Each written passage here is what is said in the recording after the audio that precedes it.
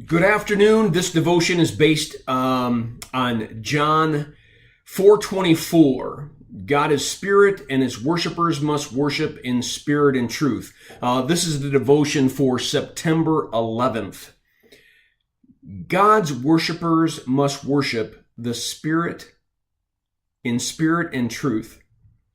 You know, when we have discussions about truth, it's always pretty common for us to think in the empirical realm, things that we can see. Is that true or is that false?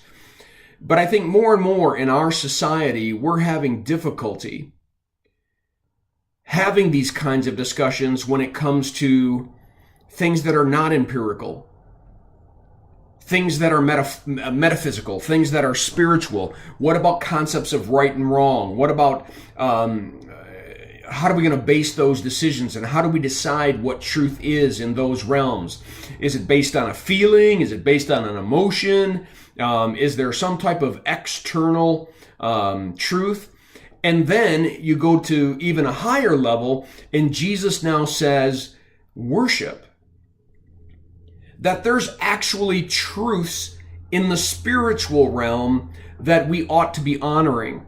And that just because someone goes to church or someone goes to Bible study or Sunday school doesn't necessarily mean that they're worshiping, obviously, because Jesus says you have to worship in spirit and in truth. So some people might just be attending a worship service while others are actually worshiping.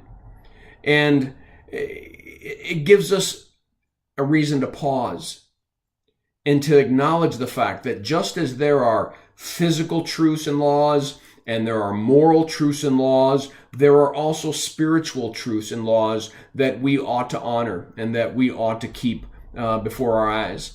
Well, I encourage you to read the devotion attached, and I pray that you have a firmly rooted day.